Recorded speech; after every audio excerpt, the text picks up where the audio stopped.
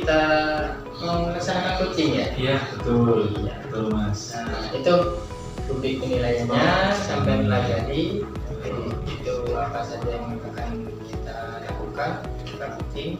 Iya. Ngomong-ngomong, di coaching itu kan kompetensinya ada 3 ya mas? Iya. Nah, yang mana nih yang mau sampai kembangkan? Sebetulnya saya ingin mengembangkan semuanya ya dari ketiga-tiganya itu, yang mungkin diantaranya coachingnya ada 3 kompetensi. Ya, yang pertama kehadiran penuh, yang kedua itu mendengarkan aktif, dan yang ketiga itu mengajukan pertanyaan berbobot atau mendengarkan dengan rasa.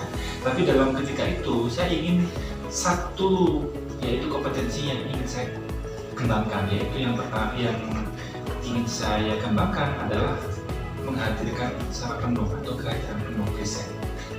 Jadi yang kita kembangkan ketiga-tiganya, tapi Yang fokusnya present. Iya betul.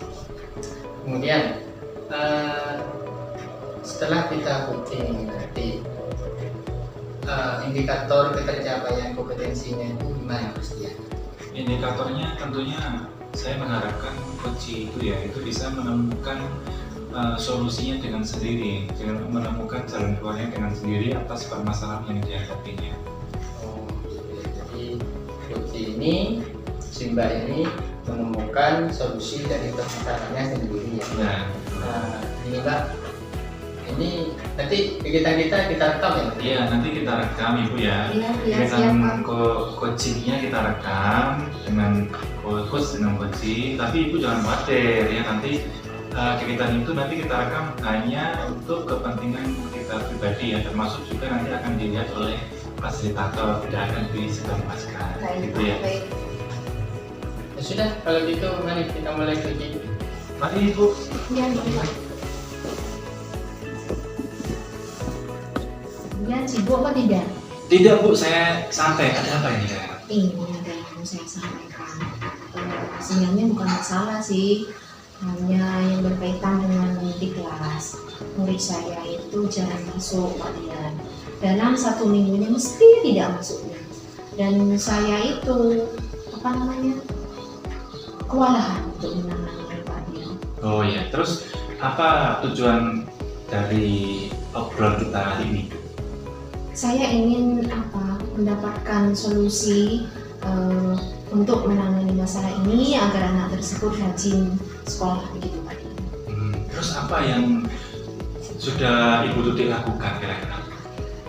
Dalam hal ini saya sudah pertama kan memang ya kalau di kelas kenapa bertanya kepada anak langsung, kenapa kamu kok jarang masuk?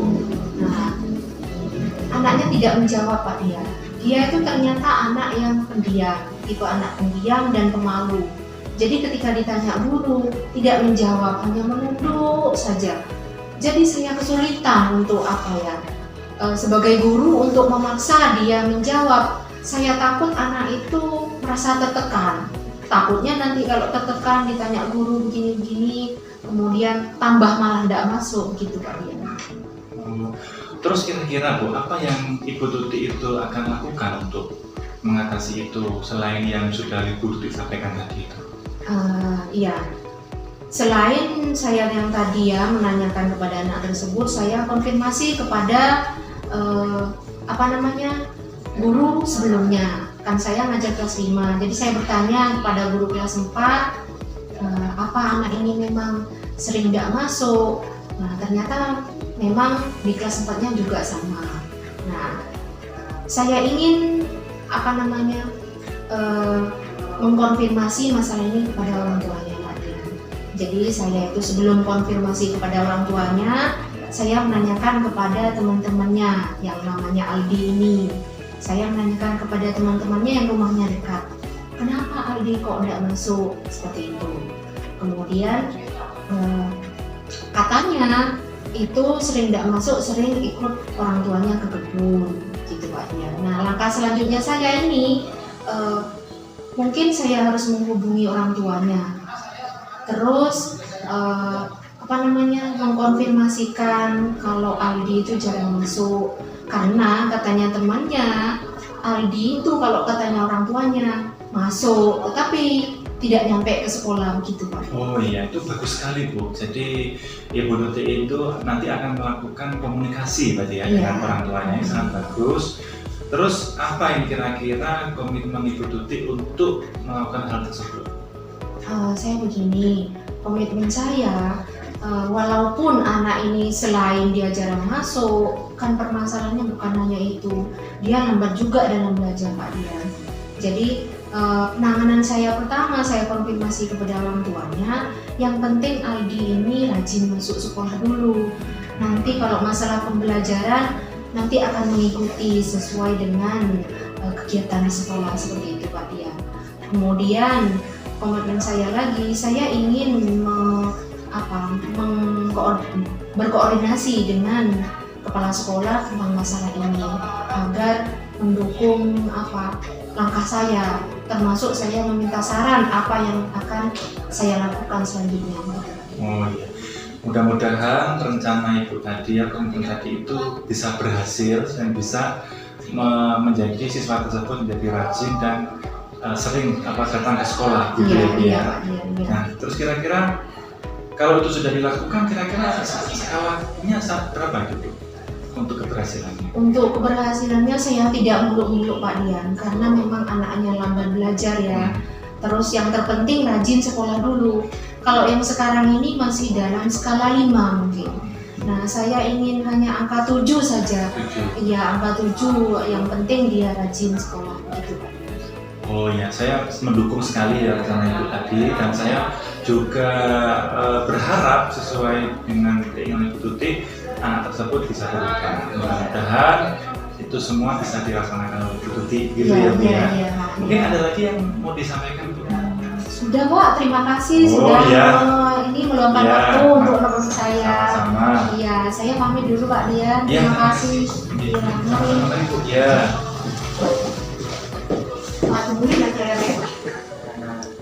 Tadi kita kan sudah coaching nih Mas. Ya. Apa nih indikatornya yang sudah tercapai dari kegiatan coaching? Ya, dari kegiatan coaching saya bersama dengan Coach itu yang sudah tercapai tentunya yaitu indikator kehadiran secara penuh atau present. Begitu ya Ibu ya? Iya. Tercapai ya, jadi tercapai. Dari kehadiran penuh itu akhirnya si coaching ini menemukan solusi dari masalahnya sendiri. Jalan keluarnya terhadap masalahnya sendiri. Ini catatan saya selama hasil selama coaching ya. Kami pelajari mungkin bisa dilakukan untuk digunakan untuk refleksi di kegiatan ya. Terakhir nih Mas, tadi kan sudah tercapai ya yang mendengarkan atau kehadiran penuh ya, kan sudah tercapai. Betul. Nah, selain itu mungkin di kegiatan meeting berikutnya ini yang ingin dikembangkan lagi apa ya? Tentunya saya ingin mengembangkan itu tentang membuat pertanyaan yang terbobot. Dalam kegiatan coaching tadi saya merasa kurang maksimal dalam membuat pertanyaan yang terbobot yang saya berikan kepada coaching. Jadi di kegiatan berikutnya kita ingin mengembangkan di mengajukan pertanyaan berbobot. Oke. Saya tunggu di kegiatan berikutnya. Semoga apa yang diinginkan bisa dicapai dengan maksimal. Baik, terima kasih Bapak. Mari saya permisi dulu ya Mbak ya. Iya, terima kasih Pak. Terima kasih.